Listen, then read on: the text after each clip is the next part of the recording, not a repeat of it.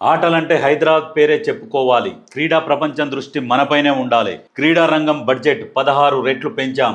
ఇకపై ఆటల పోటీలు గ్రామ స్థాయి నుంచి అంచెలంచెలుగా రాష్ట్ర స్థాయి దాకా. వాటిలో ప్రతిభ ఆధారంగా రాష్ట్ర జట్ల ఎంపిక. స్పోర్ట్స్ హబ్ బోర్డు భేటీలో సీఎం రేవంత్. ఇక్కడ చూడండి, బోర్డులున్నాయి, ఆటలు లేవు. క్రీడా ప్రాంగణం బోర్డులే దర్శనం. ఎక్కడా కనపడని పరికరాలు. గతంలో ప్రాంగణాల పేరిట ఆర్భాటం. ఒక్కో దానికి 5 లక్షల నిధులు డ్రా. కాంగ్రెస్ సర్కారులో చర్యలుంటాయా? గ్రామీణ క్రీడాకారులను వెలికి తీసేది ఎలా?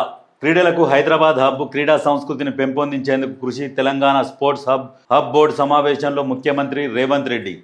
వాస్తవానికి ఇప్పుడు క్రీడలకు ఒక 16 రెట్లు బడ్జెట్ కేటాయించారు, ఎక్కువ. అయితే వాస్తవానికి కూడా విద్యార్థులని క్రీడా రంగంలో ఎక్కువ దృష్టి పెట్టేటట్టు నిధులు కేటాయిస్తే వాళ్ళు కూడా స్కూల్ టీచర్లు కానీ వాళ్ళు కూడా ఆడిపిస్తుంటే వాళ్ళ నైపుణ్యం బయటికి వస్తుంది. ఎంతసేపటికి చదువు మీద పెడితే ఒత్తిడికి లోనై మానసికంగా చాలామంది విద్యార్థులు ఇబ్బంది పడుతున్నారు.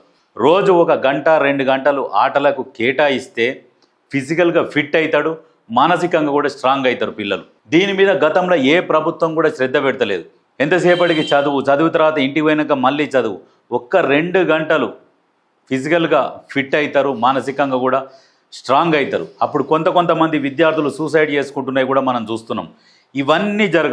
ఇవన్నీ జరగకుండా ఉండాలి అంటే స్పోర్ట్స్ ఆడిపియాలి. స్కూళ్ళల్లో కూడా కఠిన చర్యలు తీసుకోవాలి. వాళ్ళ మీద కూడా ప్రతి స్కూల్లో 1-2 గంటలు స్పోర్ట్స్ కేటాయించాలి.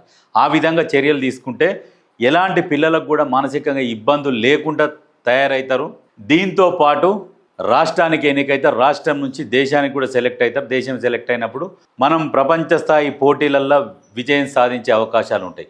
దీంతో పాటు విద్యార్థులకు స్పోర్ట్స్ సర్టిఫికేట్స్ వస్తాయి.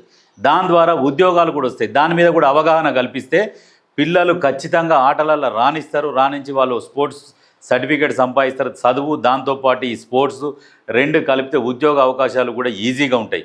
దీని మీద పిల్లలకు అవగాహన కల్పించాలి.